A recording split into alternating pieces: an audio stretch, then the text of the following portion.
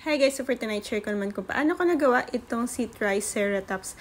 Alam nyo ba guys, yung bunso kong anak na si Gray Gray, kabisado niya yata lahat ng klase ng mga dinosaur. Kaya kapag ka nagtatanong ako kung sino yung mga character na to, siya yung nagsasabi sa akin kung ano-ano sila. Ayan, so ngayon ito nga itong last na ginawa kong dinosaur is tinanong ko siya. Sabi ko, who's this Gray? Sabi niya, oh, that's Triceratops. Sabi niya ganun.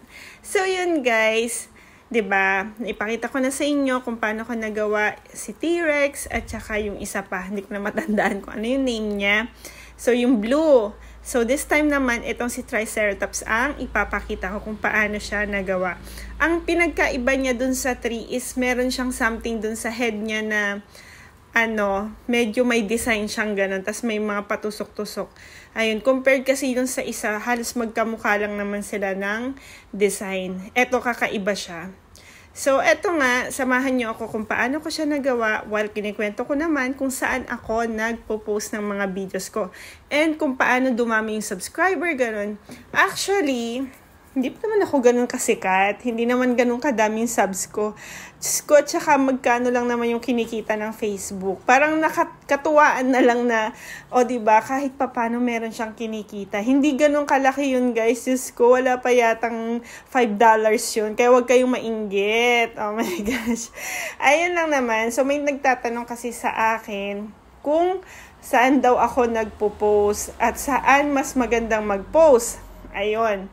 So, na-try ko na rin naman ang TikTok, na-try ko na din ang Facebook, at saka sa YouTube. Sa YouTube, maganda siya guys, kasi parang kahit ko konti lang yung subs, alam mo talagang na papanoorin ka ng ibang tao, kasi wala naman nagpa-follow sa akin doon ng mga friends ko talaga or family ko. Na-create yung YouTube na yon. Nagsimula ako doon sa finiture ko yung oven, na dumami yung views, nasa 22K na yata yung views niya ngayon. At saka yung shinare ko na how to keep your yeast. Ayun lang, yun. Ang daming mga views nun.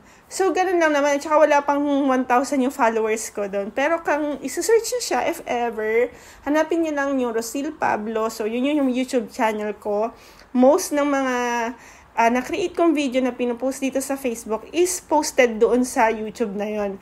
And then doon sa TikTok naman, hindi naman lahat. Parang may pinipili lang din akong pinupost sa TikTok, tas may pinipili lang din akong isi-share ko siya, kung isi-share ko ba siya sa Facebook ko or hindi. Ganon. Pero most naman, nandoon na lahat.